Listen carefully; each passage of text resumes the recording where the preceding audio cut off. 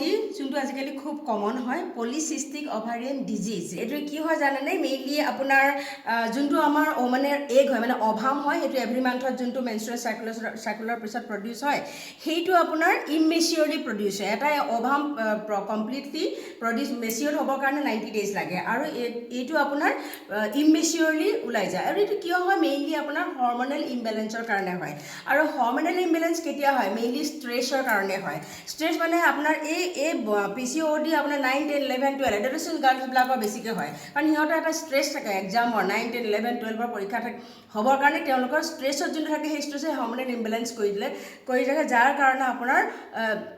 অভামটো mature নোহোৱা ইমেচিয়ৰ অভাম release হয় ছেকেণ্ডটো আছে সিহঁতৰ খুব টোপনি ক্ষতি কৰি পঢ়ে টোপনিটো ভালকৈ যদি নহয় তেতিয়াও আপোনাৰ PCOD হ'ব পাৰে তাৰপিছত আপোনাৰ জাংক ফুড ফাষ্ট ফুড এইবিলাক যদি খায় তেতিয়াও আপোনাৰ PCOD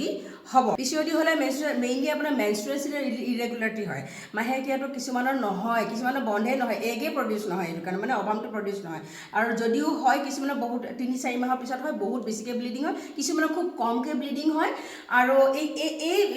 PCOD হ'লে কি হ'ব জানেনে মূৰত আপোনাৰ ল'ৰা নিচিনাকৈ টপা হয় কিছুমানৰ আকৌ দাঢ়ি নগজা জেগাত আপোনাৰ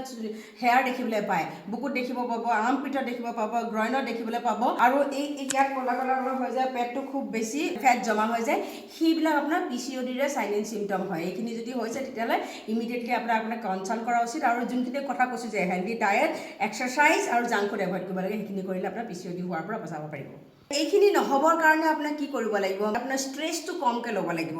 মানে মাইণ্ডফুলনেছ প্ৰেক্টিছ কৰিব লাগিব হেপী হৈ পঢ়িব লাগিব সকলো বস্তুতে তেওঁলোকে তেওঁলোকে সেই জেগাটো খুব ফূৰ্তিৰে থাকি মেলি কামখিনি কৰিব লাগিব এক্টিভিটি বেছিকৈ কৰিব লাগিব এক্সাৰচাইজ কৰিব লাগিব জাংক ফুড ফাষ্ট ফুড পূৰা এভইড কৰিব লাগিব